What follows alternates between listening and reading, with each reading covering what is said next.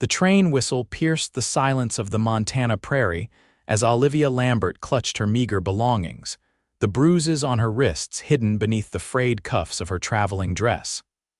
April 1875 marked what she prayed would be her salvation, not another prison. The small frontier town of Clearwater, Montana Territory, appeared through the grimy window, nothing like the bustling Chicago she'd fled, carrying both visible injuries and invisible scars. Clearwater Station, final stop before Great Falls, the conductor called. Olivia's heart hammered against her ribs as the train slowed. The advertisement for a bride had promised safety and a fresh start. Thomas Kane had written beautifully, his letters conveying decency and strength. Yet experience had taught her that men's promises often shattered like fine china against hard floors. Her fingers trembled as she gathered her single carpet bag. 3 years of marriage to Harold Whitcomb had taught her that a gentleman's facade could hide a monster. She'd escaped with nothing but bruises, a broken spirit, and the blessing of widowhood when influenza had claimed him 2 months prior. The platform loomed ahead as she stepped carefully from the train, scanning the faces for the man who'd sent money for her passage. The April wind bit through her thin coat, carrying the scent of pine and cattle. "Miss Lambert." The voice was deep but gentle. Olivia turned to face a tall man, his broad shoulders filling out a faded denim shirt beneath a weathered leather vest. He removed his hat, revealing sandy brown hair that caught the late afternoon sunlight. His eyes, the color of a summer storm, widened slightly as they met hers. "Mr. Kane." Her voice was barely audible over the station noise. Thomas Kane nodded, his expression shifting as he noticed the fading yellow bruise near her temple that her bonnet couldn't quite hide. His jaw tightened, but his voice remained soft. "Welcome to Clearwater, Miss Lambert. I hope your journey wasn't too tiresome." Olivia attempted a smile that didn't reach her eyes. "Thank you for meeting me." As he reached for her bag, she flinched instinctively. His hand froze midair and understanding flickered across his face. Without comment, he slowly withdrew his hand. "My wagon's just over there," he said, nodding toward a weathered buckboard. "I'll walk ahead if you'd like to follow." The consideration in this simple gesture brought unexpected tears to her eyes. She blinked them away rapidly and followed the tall cowboy toward his waiting wagon.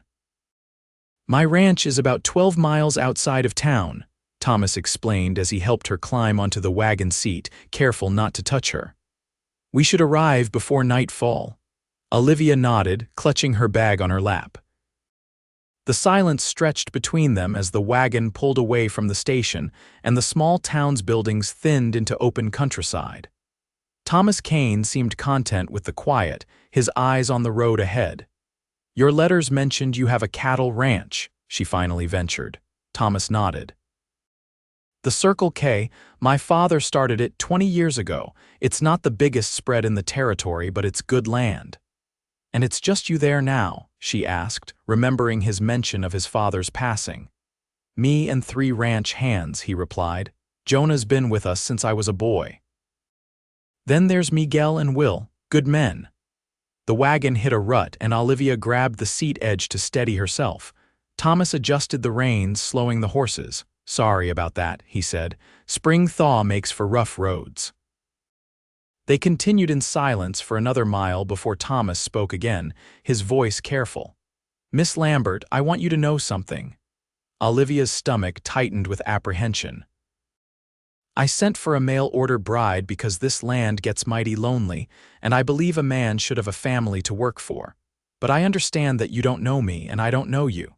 He paused, his eyes remaining on the road. "I've prepared the old homestead cabin for you. It's small but comfortable, about a quarter-mile from the main house. You'll have your privacy there." Confusion wrinkled her brow. "But I thought we're not married yet," he said simply. "And we won't be until you're ready, if you're ever ready." The tension in Olivia's shoulders eased fractionally. "But the money you sent was to bring you here safely, nothing more, nothing less." His profile was stoic against the setting sun. I can see you've had a hard time of it, Miss Lambert. I don't know your story and you don't have to tell it. But you're safe here. The wagon crested a rise and a valley opened before them. A sprawling ranch house stood in the distance, smoke curling from its chimney. Several outbuildings clustered nearby and cattle dotted the surrounding pastures. It was beautiful in its rugged simplicity. "That's the Circle K," Thomas said, a note of pride in his voice. "And over there," he pointed to a small cabin nestled against a stand of pines, "that's where you'll stay." As the wagon rolled down toward the ranch, Olivia felt something unfamiliar bloom in her chest. Not hope exactly she'd learned to be wary of that, but perhaps its cautious younger cousin. The next morning dawned clear and cool. Olivia woke to the sound of birds and distant cattle. The cabin Thomas had prepared was simple but clean, with a small stove, a comfortable bed with fresh linens, and even a bookshelf with a few well-worn volumes. He'd left her alone after showing her the basics, where to find water, how to work the stove, and assuring her that the door had a solid lock. A knock at the door startled her from her thoughts. She approached cautiously, calling out, "Who is it?" "It's Thomas, Miss Lambert. I've brought some breakfast if you're hungry." Olivia opened the door to find Thomas standing a respectful distance back, a covered basket in his hands. "Mrs. Wilson from town sends bread twice a week," he explained. "And I thought you might like some eggs and bacon." "Thank you," she said, accepting the basket. Their fingers didn't touch. "I'll be working with the South herd today," he continued, settling his hat more firmly on his head. "But Jonah will be around the main house if you need anything." He turned to leave, then paused. "Miss Lambert?" "Yes. The door has a lock, but you won't need it here. Not during the day, not at night. You're safe at the Circle K." Before she could respond, he was walking back toward the main house, his long strides eating up the distance. Throughout that first week, Olivia began to establish a routine. She spent her mornings exploring the immediate surroundings of her cabin, afternoons reading or mending the few garments she'd brought with her, and evenings watching the sunset from her small porch. Thomas brought breakfast each morning and invited her to dinner at the main house each evening, an invitation she declined the first 3 nights, before finally accepting on the 4th. Dinner was a simple affair: beef stew and biscuits, but the atmosphere was surprisingly comfortable. Thomas's ranch hands were polite, if a bit awkward around a lady, and Thomas himself maintained a respectful distance while ensuring she had everything she needed. As the days passed, Olivia found herself watching Thomas when he didn't notice. There was a gentleness to the big man that contradicted his rugged exterior. She observed how he spoke quietly to his horses, how the ranch hands respected rather than feared him, and how he never raised his voice or made sudden movements when she was nearby. On her 10th day at the Circle K, Olivia decided to walk to the main house without waiting for an invitation. As she approached, she heard laughter and the sound of a harmonica. Rounding the corner, she found Thomas sitting on the porch steps, playing a simple tune while Jonah, a weathered man with a gray beard, told what appeared to be an amusing story. Both men stood when they noticed her. "Miss Lambert," Thomas greeted her, pocketing the harmonica. "Is everything all right?" "Yes," she replied, suddenly feeling foolish for her impromptu visit. "I just thought it's a lovely evening for a walk." "Indeed it is," Jonah agreed with a friendly nod before excusing himself and heading toward the bunkhouse, leaving them alone. Thomas gestured to the vacated spot on the steps. "Would you care to sit for a spell?" Olivia hesitated only briefly before joining him, making sure to leave plenty of space between them. The sunset painted the sky in shades of orange and pink, the distant mountains purple against the horizon. "It's beautiful here," she said softly. "It is," Thomas agreed. "My father used to say that Montana shows a man the face of God every sunrise and sunset. Your father sounds like a wise man." Thomas smiled, the expression transforming his solemn face. He was stubborn as a mule but wise. "How long has he been gone?" she asked. 3 years come August. Thomas looked out over his land. "Pneumonia took him. It was quick at least." "I'm sorry." Thomas nodded his acknowledgement. After a moment he asked, "Do you like music, Miss Lambert?" "I do. I used to play the piano before." She stopped abruptly. Thomas didn't press. Instead, he pulled out his harmonica again. "Any requests? Whatever you'd like to play." He began a gentle melody that floated on the evening air. It was nothing fancy, but it carried emotion that tugged at something inside her. When he finished, they sat in comfortable silence for several minutes. "Mr. Kane," she finally said, her voice barely audible. "Why did you really send for a bride?" Thomas considered the question before answering. "Loneliness, partly. A man needs companionship. But also because this land, this ranch, it deserves a future, children to inherit it someday." He looked at her directly. "I want a family, Miss Lambert, but more than that, I want a partnership.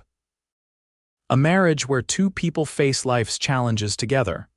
And if I can't give you that," the question slipped out before she could stop it, "then you'll have a friend in me anyway," he replied simply, "and a home here for as long as you need it." Tears pricked at Olivia's eyes and she turned her face away. Thomas pretended not to notice, starting another tune on his harmonica as the first stars appeared in the darkening sky. The following day brought a spring storm. Rain pounded on the cabin roof and wind howled through the pine trees. Olivia was adding wood to her stove when a particularly loud thunderclap startled her, causing her to drop the log on her foot. She cried out, more in surprise than pain, but moments later, there was an urgent knock at her door. "Miss Lambert, are you all right?" Thomas's voice carried through the wood, concern evident in every syllable. She opened the door to find him standing there, rain-soaked and worried. "I'm fine," she assured him, just startled by the thunder. Relief washed over his features, followed immediately by embarrassment at his apparent overreaction. "I heard you cry out and you thought I needed help, so you came running through a thunderstorm," she finished for him, a small smile playing at her lips. "That was kind of you, Mr. Kane." He stood awkwardly on her doorstep, water dripping from his hat and coat. After a moment's hesitation, Olivia stepped back. "You should come in and dry off before heading back." Thomas removed his hat but hesitated at the threshold. "That wouldn't be proper, Miss Lambert." "Neither is catching pneumonia," she countered. "Please, just until the worst of the storm passes." Reluctantly, he stepped inside, careful to stay near the door. Olivia handed him a towel from her washstand. "You can hang your coat there," she said, indicating a peg on the wall. As Thomas removed his wet coat, Olivia noticed a long scar running from his right wrist halfway up his forearm. He caught her looking and self-consciously pulled down his sleeve. "Bar fight in Helena years ago," he explained briefly. "I wasn't always the man I am now." Something about his simple admission loosened a knot inside her. "None of us are who we once were," she replied quietly. They sat in companionable silence, listening to the rain and thunder. Thomas respected her space, keeping to his chair near the door while she worked on mending a tear in one of her dresses. The domesticity of the moment struck Olivia as both strange and comforting. "My husband used to drink," she said suddenly, not looking up from her needlework. "When he drank, he would hurt me." Thomas remained silent, his only reaction a slight tightening of his jaw. "The bruises you saw when I arrived weren't from an accident," she continued, her voice steady despite the painful memories. "Harold had been dead 2 weeks by then, but his marks lingered." "I'm sorry that happened to you," Thomas said softly. "I didn't tell you for pity," Olivia clarified, finally meeting his eyes. "I told you because you've been honest with me. And because I want you to understand why I flinch sometimes, why I'm afraid." Thomas nodded slowly. "Thank you for trusting me with that, Miss Lambert." The storm began to abate, rain softening to a gentle patter against the roof. Thomas stood, retrieving his coat from the peg. "I should get back. The cattle get nervous in storms." At the door he paused. "Miss Lambert?" "Yes, I meant what I said the day you arrived. You're safe here, I give you my word." Something in his earnest expression made her believe him at least a little. "Thank you, Mr. Kane." After he left, Olivia stood at the window watching his retreating figure through the rain. For the first time since arriving at the Circle K, she didn't immediately lock the door behind him. The weather cleared the next day, leaving behind a washed, clean world of vibrant greens and blues. Olivia decided to walk into town, partly for supplies and partly to satisfy her curiosity about Clearwater. Thomas offered the wagon, but she declined, preferring the independence of walking the 3 miles. Clearwater proved to be a modest frontier town, one main street with the essential businesses: general store, saloon, smithy, small church, and a combined post office and sheriff's office. Olivia attracted curious glances as she made her purchases at Johnson's general store. "You must be Thomas Kane's mail-order bride," the storekeeper's wife said as she wrapped Olivia's purchases in brown paper. "I'm Martha Johnson. We've all been wondering when we'd meet you." "Olivia Lambert," she replied, extending her hand. "Yes, I arrived about 2 weeks ago." "Well, you're most welcome to Clearwater," Martha said warmly. "We don't get many new faces, especially not ladies. You must join us for church on Sunday. Pastor Williams gives a fine sermon." "Thank you, I'll consider it." As Olivia left the store, a group of men loitering outside the saloon across the street nudged each other and stared openly. One called out, "Hey there, pretty lady. Kane keeping you all to himself out at the Circle K." Olivia quickened her pace, keeping her eyes forward. She'd nearly reached the edge of town when she heard the sound of approaching horses. Looking up, she saw Thomas riding toward her, his expression concerned. "Miss Lambert," he greeted her, dismounting. "I was heading into town for supplies and thought I might catch you." The relief in his voice was evident, and Olivia suspected he'd worried about her walking alone. "I'm just heading back," she said. "It was a pleasant walk." Thomas glanced back toward town, his eyes narrowing slightly at the men still watching from the saloon porch. "Would you like to ride back?" "Shadow here is gentle as a lamb." Olivia hesitated, looking at the large black horse. "I haven't ridden in years." "I could walk alongside, lead him for you," Thomas offered. When she still looked uncertain, he added, "Or I could finish my errands quickly and walk back with you." The consideration in his offer touched her. "Your errands are important. I'll try riding if you're sure Shadow won't mind." Thomas's smile was warm as he helped her mount, carefully instructing her where to place her hands and feet without ever touching her himself. Once she was settled, he began leading the horse back toward the ranch, walking at a comfortable pace. "Did you find everything you needed in town?" he asked. "Yes, thank you. Mrs. Johnson at the store was very kind," Thomas nodded. "The Johnsons are good people." "Been here since Clearwater was just a trading post." They continued in comfortable conversation, Thomas pointing out landmarks and sharing stories about the area. Olivia found herself relaxing in the saddle, occasionally smiling at his dry humor. By the time they reached the ranch, she realized she'd enjoyed the journey immensely. Thomas helped her dismount with the same careful consideration he'd shown earlier. As her feet touched the ground, their eyes met momentarily, and something flickered between them, a connection neither was quite ready to acknowledge. "Thank you for the ride, Mr. Kane," she said, slightly breathless. "Thomas," he corrected gently. "After 2 weeks, I think you might call me Thomas." "Thomas," she repeated, testing the name. "Then you must call me Olivia." His smile crinkled the corners of his eyes. "Olivia. May brought warmer days and the first wildflowers to the Montana prairie." Olivia found herself settling into life at the Circle K, gradually expanding her routine beyond the confines of her cabin. She began joining the men for meals regularly, even offering to help with the cooking, a gesture that was met with enthusiastic appreciation, particularly from Miguel, who had been the primary cook before her arrival. She also began attending church on Sundays, riding into town with Thomas in the wagon. The small congregation welcomed her warmly, and she found unexpected pleasure in the community gatherings after services. One Sunday in late May, Pastor Williams concluded his sermon with an announcement. "Don't forget, folks, the spring social is next Saturday evening. Bring your best dishes and dancing shoes." On the ride back to the ranch, Thomas seemed unusually quiet. Finally, as they neared home, he cleared his throat. About the social. Olivia waited, her hands folded neatly in her lap. "Would you like to attend?" he asked, his eyes fixed on the horses. "With me, that is, as my guest." The hesitation in his usually confident voice made her heart flutter strangely. "I would like that," she answered softly. Thomas's shoulders relaxed visibly. "Good, that's good." The week leading up to the social passed quickly, with Olivia spending her evenings preparing a new dress from fabric she'd purchased at Johnson's General Store.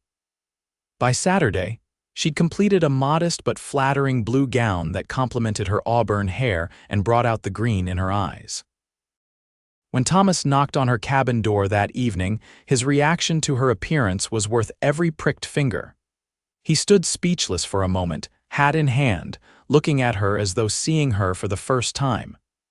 "You look beautiful, Olivia," he finally said, his voice rougher than usual. "Thank you," she replied, feeling a blush warm her cheeks. "You look quite handsome yourself." It was true Thomas had traded his usual ranch clothes for clean dark trousers, a pressed white shirt, and a new-looking vest. The social was held in the newly constructed town hall, a simple but spacious building decorated with ribbons and wildflowers for the occasion. Tables laden with food lined one wall, while a small group of musicians tuned their instruments in the corner. Nearly everyone in Clearwater and the surrounding ranches had turned out for the event. Olivia noticed the curious glances and whispers as she entered with Thomas, but his steady presence beside her gave her courage. Martha Johnson hurried over immediately, pulling Olivia into the circle of town women who were eager to meet Thomas Kane's bride-to-be. "When's the wedding to be?" asked Mrs. Peterson, the blacksmith's wife. "We haven't set a date," Olivia replied carefully. "We're still getting acquainted." The women exchanged knowing glances. "Thomas Kane is a good catch," Mrs. Williams, the pastor's wife, said approvingly. "Best ranch in the county and not hard on the eyes either." Across the room, Thomas was engaged in conversation with several ranchers, occasionally glancing over to check on Olivia. When their eyes met, he smiled slightly before returning to his discussion. The evening progressed pleasantly. The food was plentiful, the company congenial, and when the music started, couples began filling the makeshift dance floor. Olivia watched from her seat along the wall, tapping her foot to the lively tune. Thomas appeared before her, extending his hand. "May I have this dance, Olivia?" She hesitated only briefly before placing her hand in his. His palm was warm and calloused, his grip gentle as he led her to the floor. The touch, the first real contact between them, sent an unexpected shiver up her arm. The dance was a simple waltz, and Thomas proved surprisingly graceful for such a large man. He maintained a proper distance between them, his hand resting lightly at her waist, but Olivia found herself wishing he would hold her closer. The thought startled her, and she nearly missed a step. "Are you all right?" Thomas asked immediately. "Yes," she assured him. "Just lost in thought." As the evening wore on, they danced several more times. During a particularly energetic reel, Olivia found herself laughing freely for the first time in years. The sound seemed to delight Thomas, whose own deep laugh joined hers. They were sharing a moment of quiet conversation between dances when a commotion at the entrance drew everyone's attention. 3 men stumbled in, clearly having spent considerable time at the saloon beforehand. "Well, look here," the tallest of the 3 slurred. "Whole town's having a party." The sheriff moved toward them, his expression stern. "Evening, boys. Think you might have taken a wrong turn. Saloon's across the street." The leader of the trio swayed slightly. "Aw, Sheriff, we just want to join the fun. Maybe dance with some pretty ladies." His bloodshot gaze swept the room, landing on Olivia. "Like that one there with Kane." Thomas stiffened beside her, his hand moving protectively to the small of her back. "You're not welcome here, Dawson," the sheriff said firmly. "You and your friends need to leave. Now." For a tense moment, it seemed the men might resist, but ultimately they backed out the door, shouting obscenities as they left. "Sorry about that, folks," the sheriff announced. Let's continue our evening. The music resumed, but Thomas remained tense. Perhaps we should head back to the ranch, he suggested quietly. Olivia nodded, suddenly eager for the safety of the Circle K. They said their goodbyes and retrieved their coats. Outside, the spring night had turned chilly, and Thomas helped Olivia into the wagon, wrapping a blanket around her shoulders. They rode in silence for several minutes before Thomas spoke. "I'm sorry about Dawson and his friends. They work for the Blackwater Ranch south of here.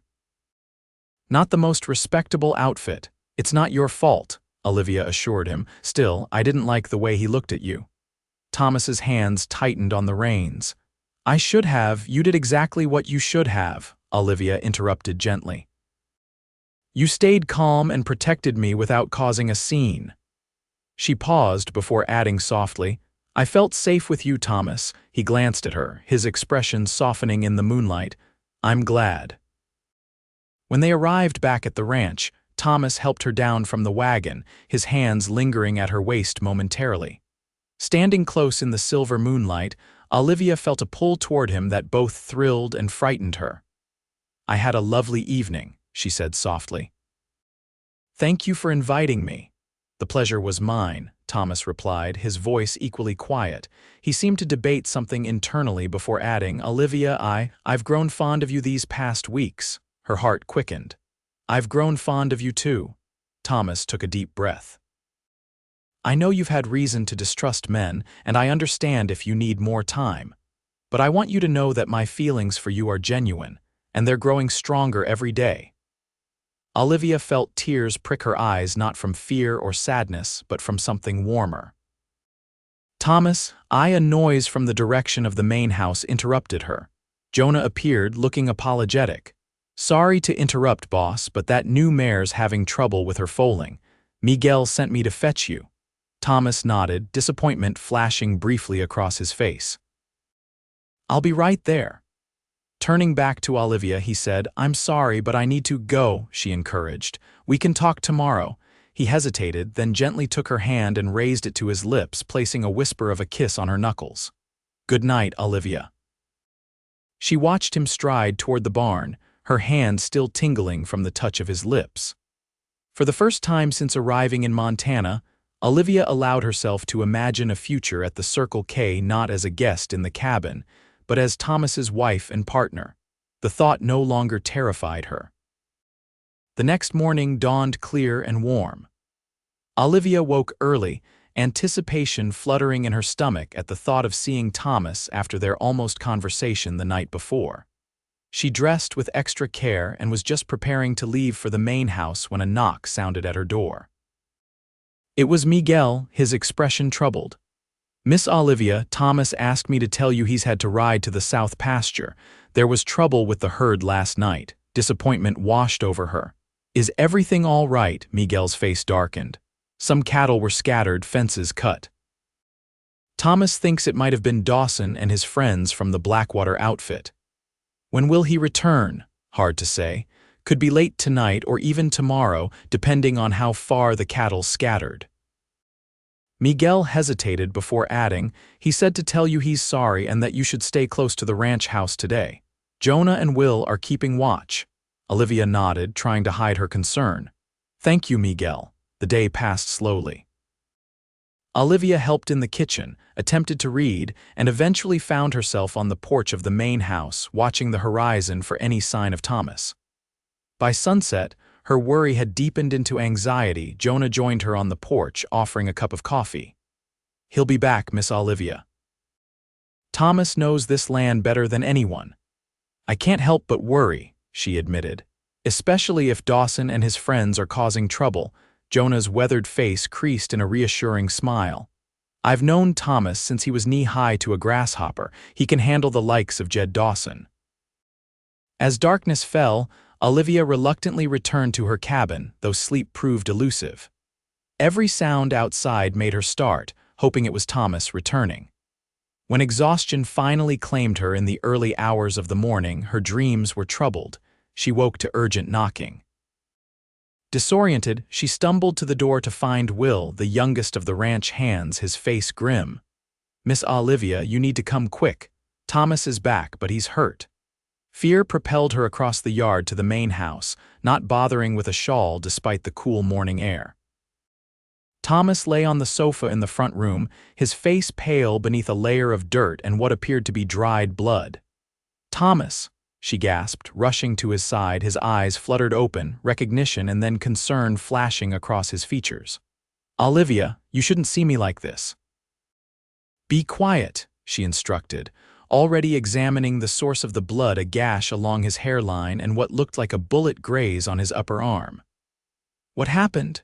Jonah entered with a basin of water and clean cloths. "Found him at the edge of the property about an hour ago. His horse came back without him last night, so we went looking at first light." Thomas winced as Olivia began cleaning the wound on his head. "Dawson and his boys were waiting for me in Miller's Gulch, ambushed me as I was bringing the stray cattle back." Anger flared in Olivia's chest.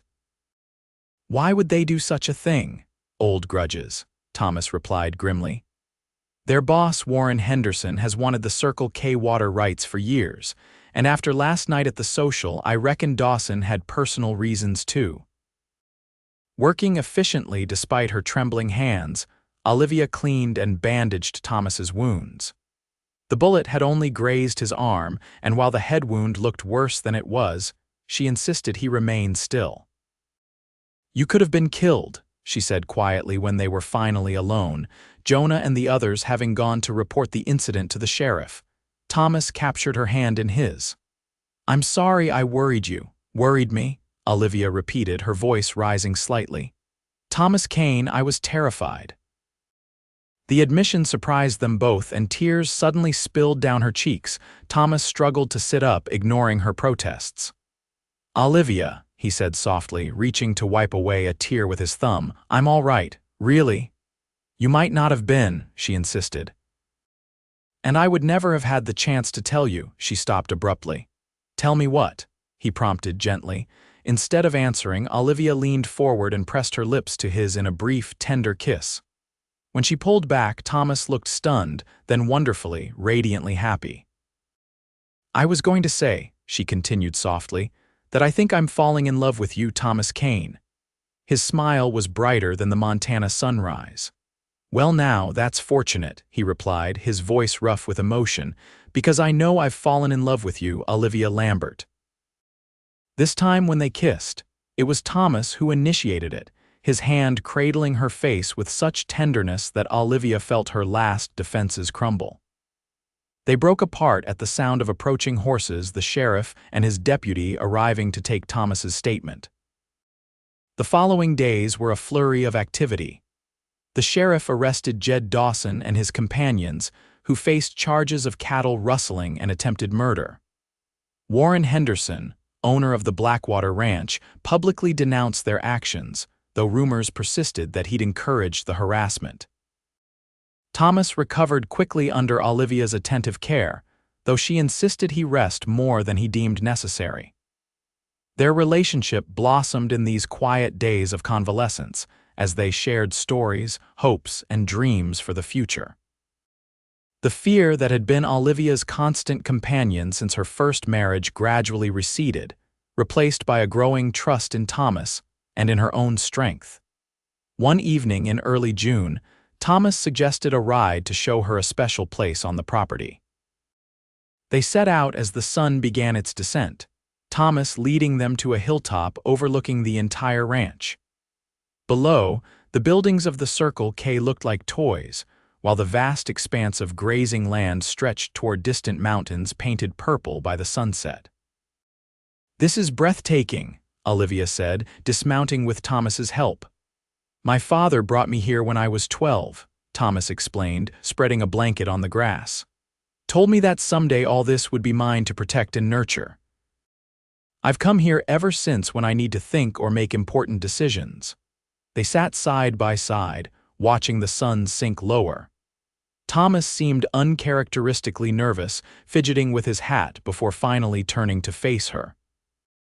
"Olivia," he began, his voice solemn, "when you came here as my mail-order bride, I promised you wouldn't have to marry me unless you wanted to. That promise still stands." Her heart beat faster as she waited for him to continue. but I love you," he said simply. "I love your strength, your kindness, and even your stubbornness when you're telling me to stay in bed when I've got cattle to tend." This last part earned a small smile from her. "I want to spend my life with you, building something beautiful here at the Circle K." From his pocket, Thomas withdrew a small box. Opening it revealed a delicate gold ring with a modest diamond that caught the last rays of sunlight. "This was my mother's," he explained. "She made my father promise that someday it would go to the woman I loved." Taking a deep breath, he asked, "Olivia Lambert, would you do me the honor of becoming my wife? Not because of any agreement or advertisement, but because we choose each other freely and completely." Tears blurred Olivia's vision as she looked at the earnest, loving face of the man before her, so different from the one she'd fled. "Yes," she whispered. "Yes, I'll marry you, Thomas." His hands shook slightly as he slipped the ring onto her finger. It fit perfectly, as if it had always been meant for her hand. Thomas pulled her gently into his arms, and Olivia went willingly, feeling not trapped but sheltered in his embrace. "You're safe with me," he murmured against her hair. "Always." The words echoed through her, healing wounds she'd thought would never mend. Their wedding took place 2 weeks later in the Clearwater church, with the entire community in attendance. Olivia wore a cream-colored dress that Martha Johnson had helped her make, and Thomas looked handsome in a new suit ordered from Helena.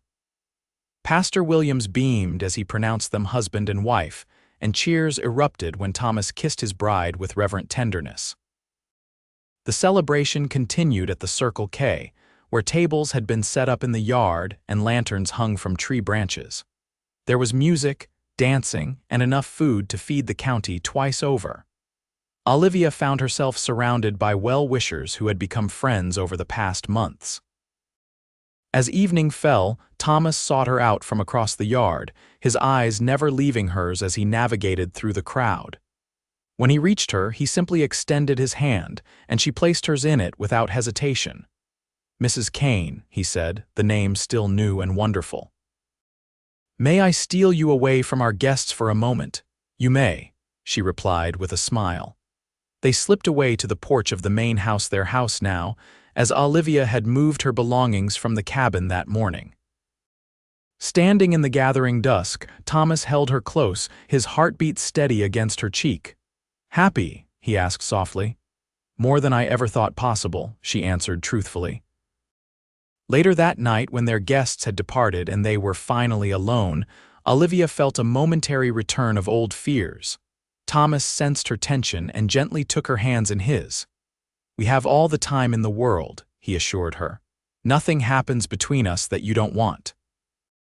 His patience and understanding overwhelmed her. "I do want you," she whispered. "I'm just afraid," he finished for her. "I know, and that's all right."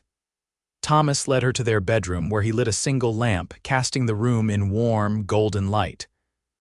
With infinite care, he helped her remove the pins from her hair, watching in appreciation as auburn waves cascaded down her back. Each touch was a question, each response an answer in a conversation without words. When he finally took her in his arms, Olivia discovered that love could heal even the deepest wounds. Thomas's tenderness erased Harold's cruelty, replacing terrible memories with beautiful new ones. In the safety of her husband's embrace, Olivia found not only pleasure but profound peace. "I love you," Thomas whispered in the quiet aftermath, his fingers tracing gentle patterns on her bare shoulder. "And I love you," she replied, marveling at how easily the words now came. Life at the Circle K settled into a rhythm of shared work and deepening love. Olivia took over management of the household, implemented new gardens to provide fresh vegetables, and even began keeping accounts for the ranch, discovering a talent for numbers that Thomas gratefully encouraged. He, in turn, taught her to ride properly and included her in discussions about the ranch's future, valuing her perspective and intelligence. Their first major challenge came in late summer when drought threatened the cattle and crops. Thomas worked tirelessly to ensure water reached the herd, often returning home exhausted. Olivia stood beside him through it all, providing both practical support and emotional strength. "We'll get through this," she assured him one particularly difficult evening, massaging his tense shoulders. "The Circle K has weathered worse." Thomas covered her hand with his. "With you here, I believe we can weather anything." When autumn brought the relief of rain and the cattle were saved, they celebrated with a private picnic at their hilltop spot. The experience had cemented their partnership, each discovering how much stronger they were together than apart. Winter arrived with howling blizzards that confined them to the ranch house for days at a time. They spent evenings reading to each other by the fire, Thomas playing his harmonica while Olivia mended, and talking long into the night about everything and nothing. The intimacy of these quiet times deepened their connection as much as any passionate embrace. In late January, Olivia discovered she was expecting a child. She waited until they were alone after dinner, nervous excitement making her hands tremble as she took Thomas's larger ones in hers. "I have something to tell you," she began, unable to keep a smile from spreading across her face. Thomas looked at her expectantly, his head tilted in that way she'd come to adore. "Come August, there will be 3 of us at the Circle K." It took him a moment to understand, but when he did, his expression transformed with wonder. "A baby." He whispered, as if saying it too loudly might make the miracle disappear. Olivia nodded, tears of joy welling in her eyes. "Our baby." Thomas let out a whoop that surely could be heard all the way to Clearwater, then swept her into a gentle embrace. "Oh, Olivia," he murmured against her hair. "Thank you for this gift." The months of waiting passed with Thomas hovering protectively, much to Olivia's amused exasperation. He built a cradle from pine harvested on their land, carving intricate designs of mountains and stars into the headboard. Olivia sewed tiny garments from soft flannel, each stitch a prayer for the child growing beneath her heart. On a sweltering August afternoon, after 18 hours of labor with Martha Johnson and the local midwife attending, Olivia gave birth to a son. Thomas, who had been banished to the porch but refused to go farther, rushed in at the first cry.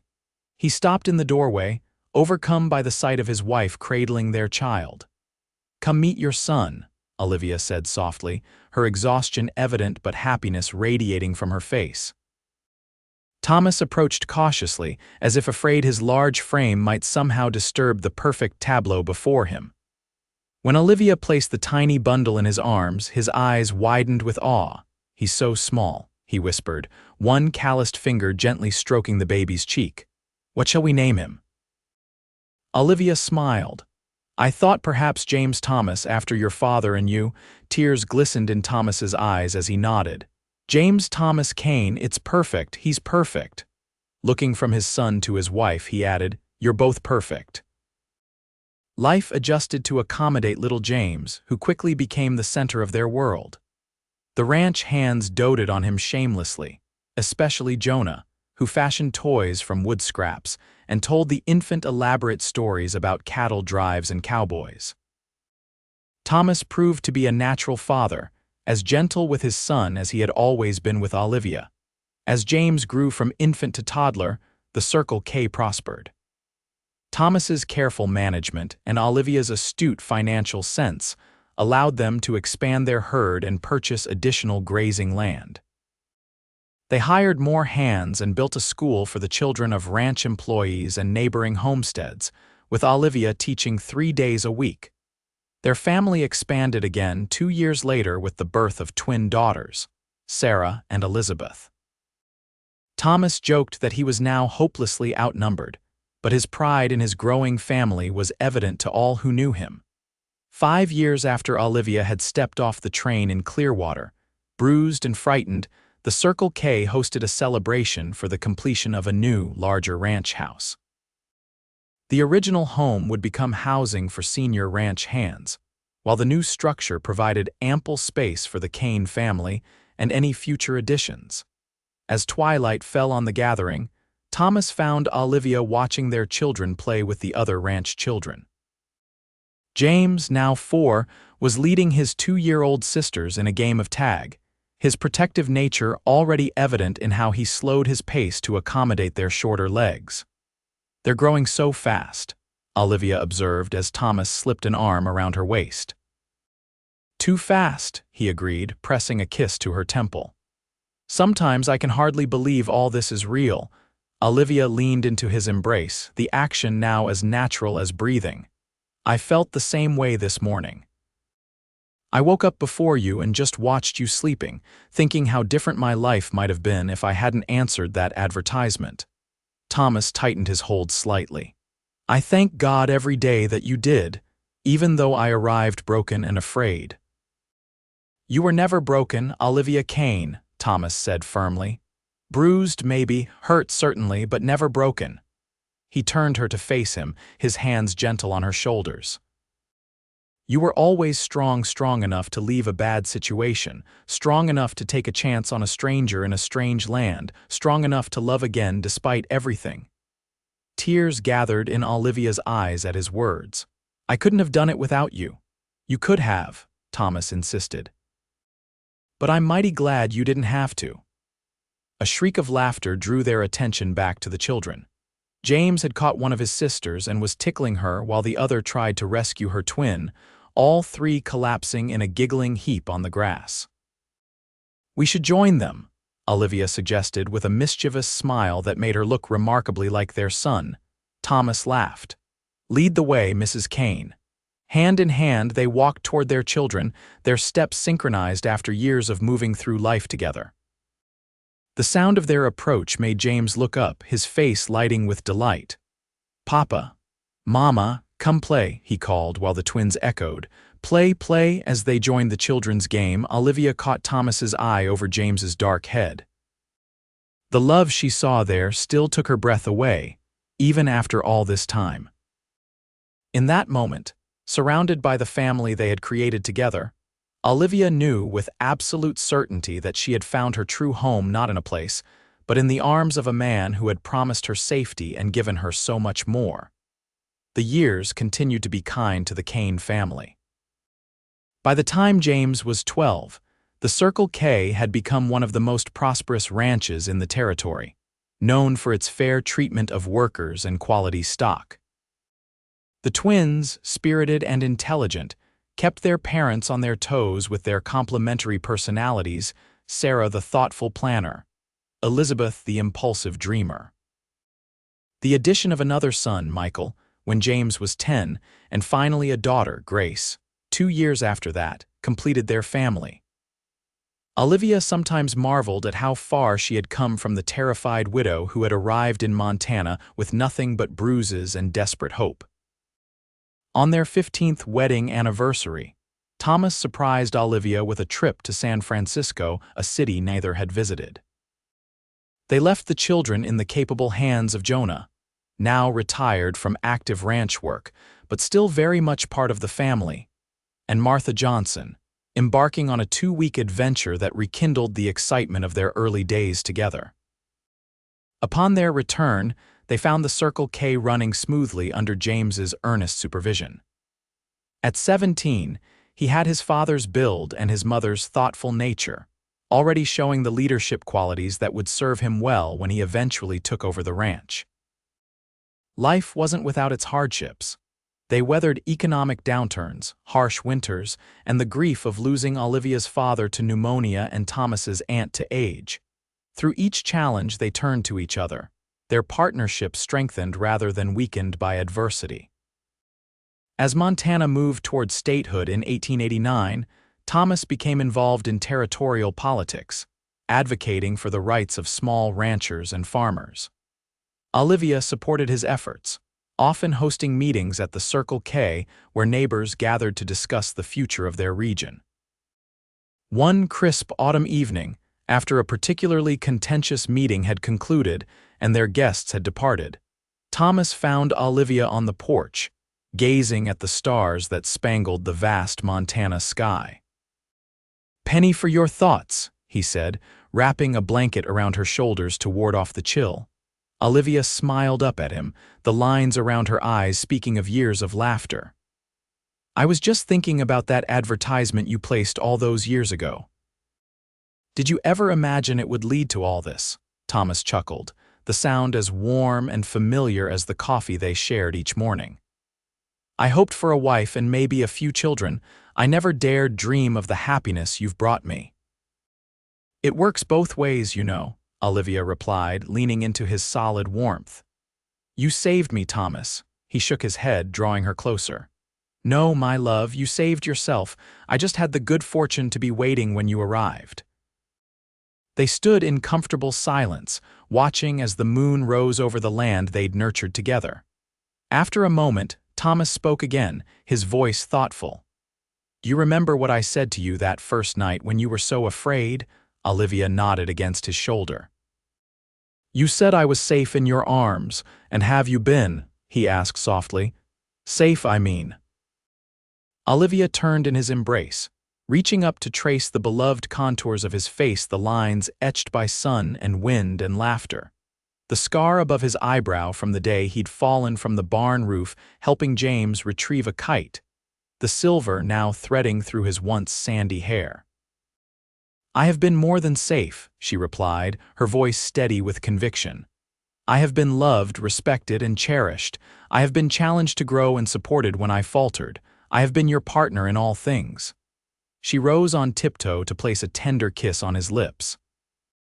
Your arms have been my sanctuary, Thomas Kane, but your heart has been my home. Thomas's eyes shone with emotion in the moonlight. And yours mine, Olivia Kane, always and forever. As they stood wrapped in each other's embrace beneath the vast Montana sky, the lights of the Circle K glowing warmly behind them and the sounds of their children's laughter drifting through the open windows, Olivia reflected on the journey that had brought her here. From the frightened woman who had stepped off that train to the confident wife, mother, and rancher, she had become every step. Every choice had led to this moment of perfect belonging. The bruises of her past had long since faded, replaced by the gentle touches of a man who had proven with each passing day that love need not hurt to be real. In Thomas's arms, she had found not just safety but a freedom she had never known existed, the freedom to love without fear, to trust without doubt, and to build a life rich with purpose and joy. As they turned to go inside, to rejoin their children and the life they had created together, Olivia sent a silent prayer of gratitude to whatever providence had guided her to answer that advertisement so many years ago. She had come to Montana broken and afraid, but she would spend the rest of her days whole and beloved, safe in the arms of the cowboy who had helped her rebuild not just her life, but her heart.